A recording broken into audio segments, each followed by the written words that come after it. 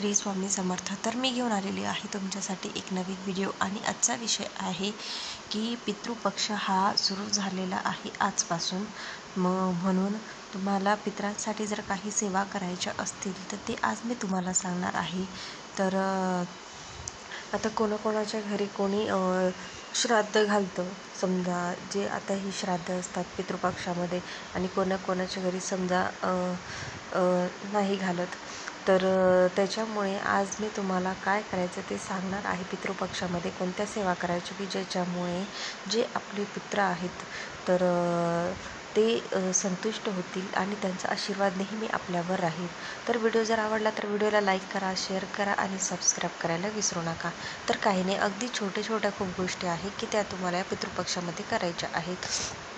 जसं की तुम्हाला रोज सूर्याला जल अर्पण करायचं आहे आणि प्रार्थना करायची आहे। तर त्याच्यानंतर हे काम तुम्हाला करायचं आहे आणि ते जे तुम्ही जल अर्पण करणार ते तुम्हाला पाणी ते ओलांडता कामा नये अशा प्रकारे टाका। तर काय करायचं की जेव्हा तुम्ही सूर्याला पाणी देणार त्या पाण्यात तुम्हाला काळे तीळ टाकायचे आहेत आणि ते पाणी जेव्हा तुम्ही सूर्याकडे देणार त्यावेळेस खाली तुम्हाला एखादं पातेलं वगैरे ठेवून ते पाणी तुम्हाला त्या पातेल्यात घ्यायचं आणि ते जे पातेल्यातलं पाणी ते तुम्ही एखाद्या झाडाला टाकू शकतात, तुळशीला सोडून बाकी एखाद्या झाडाला टाकू शकतात।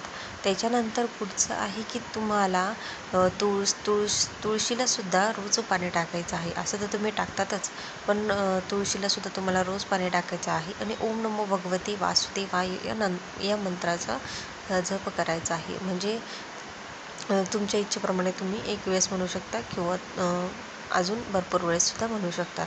त्याच्यानंतर पुढचं आहे की अजून एक भगवान शंकरांची सुद्धा जरी तुम्ही सेवा केली या पितृपक्षामध्ये तरी त्याचंही समजा खूप महत्त्व आहे। जसं की समजा रुद्राभिषेक तुम्ही करू शकतात। तर 15 दिवस म्हणा, तुमच्या इच्छेप्रमाणे रुद्राध्याय तुम्ही पठण करू शकतात। तर अशा प्रकारे भगवान शंकरांची जर तुम्ही सेवा केली तर यामुळे सुद्धा तुमच्या पितरांचा आशीर्वाद तुमच्यावर नेहमी राहील।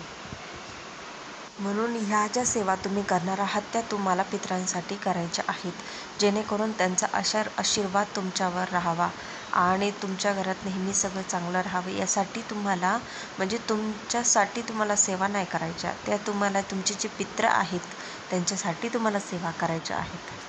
तर तुम्हाला तर माहितीच आहे की जेव्हा आपण आपल्या घरी पितरांना जेवू घालतो तर त्याचा नैवेद्य दाखवण्याचा कालावधी जो असतो तो जेव्हा सूर्य डोक्यावर येतो त्या वेळेला तुम्ही नैवेद्य दाखवायचा असतो। म्हणजे 11:30 ते 1 वाजेपर्यंत किंवा 1:30 वाजेपर्यंत जोपर्यंत आपल्या डोक्यावर सूर्य असतो तोपर्यंत तुम्ही तुमच्या पितरांना नैवेद्य दाखवायचा दुपारी।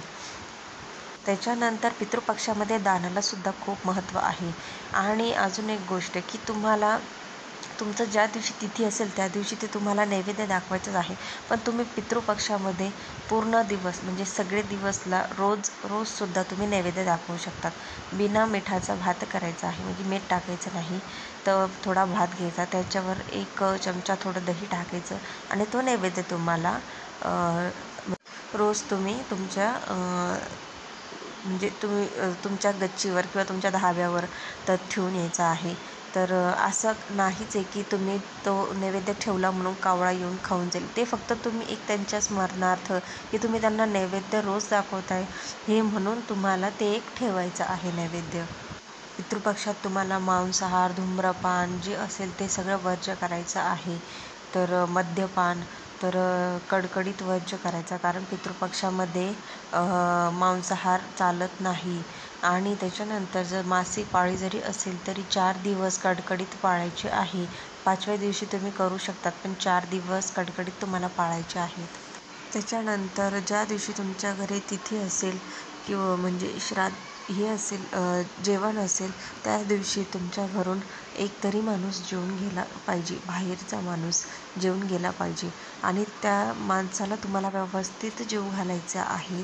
त्याच्यानंतर त्यांचा व्यवस्थित आदर सत्कार करायचा आहे। तुमच्या याच्यानुसार त्यांना तुम्ही काहीतरी दान करायचं आहे। तर ह्या गोष्टी सगळ्या लक्षात ठेवायच्या आणि व्यवस्थित सगळं पितरांची सेवा करायची। तर तुम्हाला पितृपक्षामध्ये रोज पिंपळाच्या खाली दिवा लावायचा आहे. म्हणजे रोज म्हणजे पितृपक्षामध्ये तर तुम्हाला पंथी घ्यायची. त्याच्यानंतर दक्षिण दिशेकडे तोंड करून तुम्हाला हा दिवा लावायचा आहे. आणि पिंपळाचं झाड जर नसेल तर तुम्हाला तुमच्या घराच्या बाहेर एक पंथी घेऊन मग दिवा लावायचा आहे. ते पण दक्षिण दिशेकडे दिव्याचं तोंड असावं. आणि तिळीचं तेल टाकायचं. तिळीचं तेल जर नसेल साधं तेल टाकून त्याच्यात काळे तीळ टाकायचे. दक्षिण दिशेकडे दिव्याचं तोंड करायचं आणि मग प्रार्थना करायची. एक मंत्र म्हणायचा, ओम पितृदेवताय नमः, ओम पितृदेवताय नमः. असा 11 वेळेस तुम्हाला हा मंत्र म्हणायचा आहे, प्रार्थना करायची. तर दिवा घराबाहेर कुठे लावायचा, तर जी चौकट असते तुमच्या उंबरठ्यात, जी दरवाजाची चौकट असते त्याच्या बाहेर तुम्ही जेव्हा घरातून बाहेर जाणार त्यावेळेस तुमची डावी बाजू आणि बाहेरून घरात येणार त्यावेळेस तुमची उजवी बाजू अशा त्या बाजूला तुम्हाला दिवा लावायचा आहे. तर नक्की दिवा लावा, कारण तुमचे जे पित्र असतात ते तुमच्या घराच्या बाहेरच बसलेले असतात. ते घरात येत नसतात, म्हणून आपण आगार घालतो ती घराच्या बाहेर घालत असतो. तर नक्की करा.